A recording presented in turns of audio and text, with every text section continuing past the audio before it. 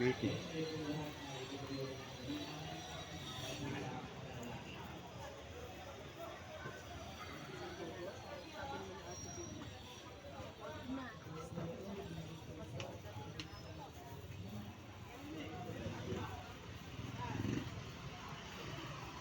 Biget.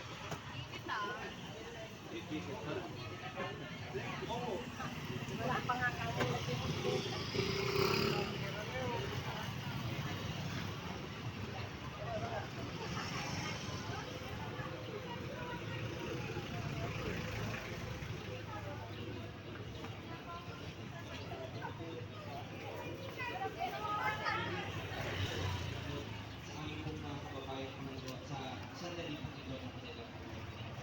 Panginoon, sa nangyari po itong mga araw, Panginoon, hinihiling po namin ang inyong gabay.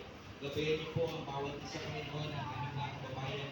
Bigyan niyo po sila, Panginoon, ng lakas ng loob, Panginoon. At syempre po, Panginoon, pag-asa, Panginoon, na meron pong darating na magandang bukas para po sa kanilang mga kababayan, Panginoon. Sa inyo po kami kakapit at sa inyo po kami patuloy na mananalangin, Panginoon, para po sa isang magandang bukas para po sa aming mga kababayan. Gabayan niyo po ang bawat isa, bigyan niyo po ng magandang kalusugan, Panginoon, aming mga kababayan, ang kanilang buong pamilya at ang mga taong patuloy na tumutulong sa aming po mga kababayan. Ang lahat po ng aming dalangin na itinataas po namin sa inyong pangalan. Amen. Maaari na po tayo po. Maraming salamat po, Konsi. Ngayon, kilalanan po natin ilan sa ating mga kasama ngayong araw ng Konsi. Kasama po natin, siyempre, Office Senator Bongo, sa pangunguna po ng Media Relationship Officer kay Sir Leo Palo III. Maraming salamat po, sir. Kasama din po natin ang ina nating mga konsehal ng bayan. Nandito po ngayon, Si Konsehal Alan Pumagmat, si Konsi Ego Asinas, si Konsi Louis De Leon, si Konsehal Jun Asinas, nandiyan din po. At kasama rin po natin ang staff ni Governor-elect Sol Aragones. Gandang umaga po sa inyo. Siyempre po sa ating pamahalang bayan sa Panginoon po ni Mayor Egay San Luis, sa tinatawag po ni Admin Melvin Bonsa, sa ating market office, sa panguna ni Kuya Ronald Falcon, sa ating pong DTI, yan nakita ko kanina, sa ating pong PNP, siyempre lagi po natin kasama kay Sir Obi Gabinete sa Task Force Disciplina. Kasama po natin sila ngayon. at para naman po tayo ay bigyan ng isang mensahe, ay tinatawagan po natin ang Pangulo po ng ating market vendors, Pangulong Anjo Urwin. Gandang umaga, kilala po si Doc Richard po. Sa dunya ng Bobo. Isa pong magandang umaga po sa inyo lahat.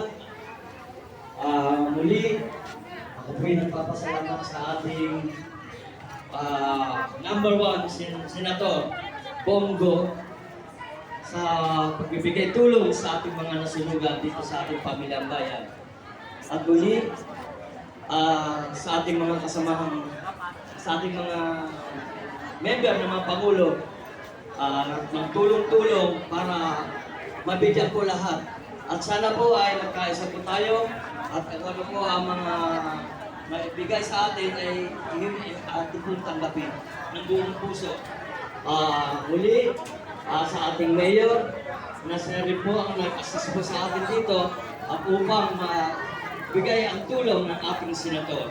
At sa ating mga konsehal nandito, at ang ating pong admin na Melvin Bonsa. Muli, isa pong magandang umaga po. Thank you po. Maraming salamat po, Pangulong Anjo.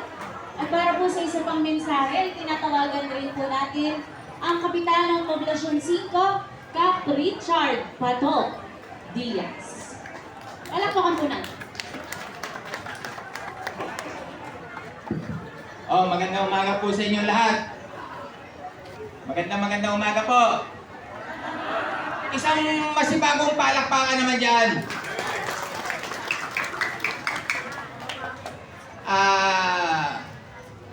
Siguro naman yung kilala nyo na po si Kapitan. Ano po, dahil ginulo nyo po nung isang araw doon. Sana naman itong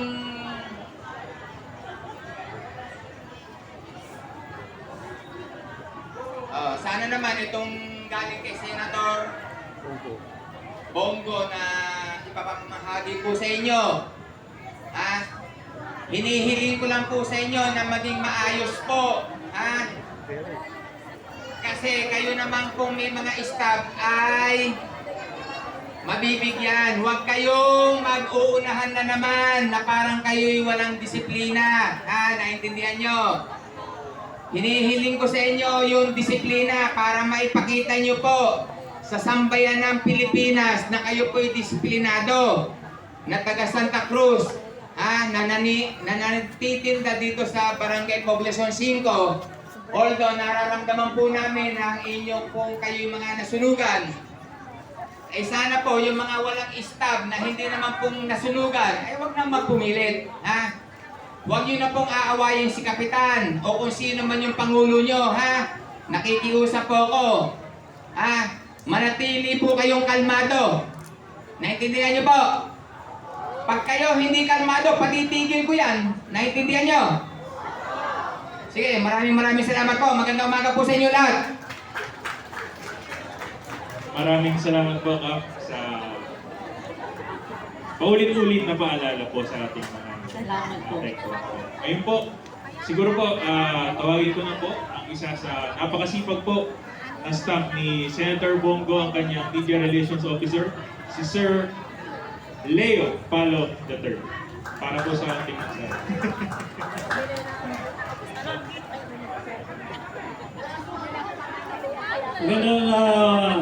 Magandang umaga! Hello! Sabi ko, kahit pagsalitain na natin yung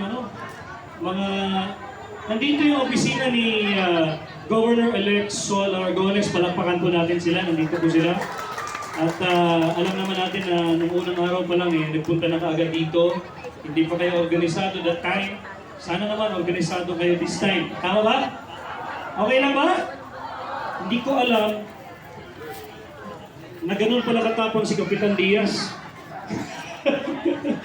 Palakpakan natin si Kapitan Richard Diaz. Ayan. Hindi, mahirap po talaga pag ikaw ang kapitan sa isang barangay, tapos may marinig tayo na magulo or something. Sana lahat tayo ay maging maayos. So pagpasensya niyo na po kung sabi ko dapat mamaya na ako magsalita. Kasi pag ako nagsalita, kahit hanggang alas 4 ng hapon, hindi tayo matatapos. Alam niyo ba yan? Sino dito ang stall owner? Taas ang kamay. Ayan. Yung mga leaser ba tawag doon? Lessors? Yung mga nakaupa lang. Taas kamay. Sino mga ambulant? Ambulant. Marami ambulant, di ba? Okay. So kahapon nandito na ako. Sinend ko na yung kung ano ang proseso ninyo. Kaya si Kapitan ay nagpaalala ulit sa inyong lahat. So, I admire the presence of our Captain Diaz. Alam niyo kung bakit. Kahapon narinig ko na medyo nagkagulo kayo ng kaunti nung dumating daw yung tulong galing sa PCSO. So, sabi ko, sana hindi naman sana magkagulo din ulit kasi hindi naman po kalakihan yung tulong na inabot ni Senator Bongo. Kasi this time around, alam niyo naman din, katatapos lang ng eleksyon. So meaning, ang nakaupo, ang uupo, hindi pa yung pwedeng magmalaki na may pondo para sa bayan. So this time around, si Senator Bong ay dahil po sa, anyways, pasalamatan din natin, palakpakan natin ang ating Mayor Egay San Luis. Alam niyo kung bakit natataranta si Senator Bongo that time? Nung nasusunog kayo dito, I think it's Friday, tama ba? So, si Mayor Egay, agad-agad nag-text kay Senator Bong, Sir, may sunog kami ngayon dito, going. Tapos after pa ng sunog, 2 days after, sabi niya, pulbos yung parte ng mahigit kalahating hektarya ng aming public market. So, nagulat si Senator Bong, hindi niya kalahin na ganun katindi yung sunog. Kaya sabi ni Senator Bong, puntahan ng mga staff lahat gusto niya pong pumunta sa totoo lang. Pero medyo may ano lang, kahapon kasi sobrang masama talaga ang pakiramdam niya kahapon. Pero ngayong araw na to, gusto naman niyang pumunta, kailangan mo niyang magpa-check muna. Pero mag-video call po siya sa inyo. As in, live nyo din siya makikita. Kaya tinetest namin dito yung signal para makita nyo rin siya at makamusta din po kayong lahat dito. Kilala nyo naman po siguro si Senator Bong. Kilala niyo lang. Sino marami Muslim dito, di ba? Assalamualaikum mga kapatid na Muslim. Marami, di ba? Maraming mga Bisaya, Maranao, lahat, di ba? Nandito. So, kilala niyo naman si Senator Bongo from Davao. So, imposibleng hindi yan hindi kayo papansinin. Eh, lalo na. Eh, si Mayor Egoy pa yung nag-text. Eh, parang ano yun? Parang kamado pa agad. Puntahan nyo na. Alamin nyo na. Though, that time, siguro, after ng sunog, nag-text sa akin si Marlon. Si Marlon is from office din yun. Office din yun. Agriculturist. Ninyo. Si Marlon, yun. Okay, sir. Agriculturist. Siya yung nag-text sa akin. Sabi niya, sir, nasusunog kami dito. Nasusunog yung aming palengke. Malaking sunog dito. So sabi ko, sige, papaalam ko kay Senator Bong. Pero nauna na si Mayor Egay na nag-message. So, nakarating din kagad kay Governor Aragones. Kaya, nag-message na po ako na para sunog. Kay current Governor Ramil Hernandez. So, kahit pa paano, hindi ba naman siya dito nakatanggap na ng kahit pa paano ay tulong konti. Tama ba? So, pagpasensya nyo na po, kahit na paalis na sana,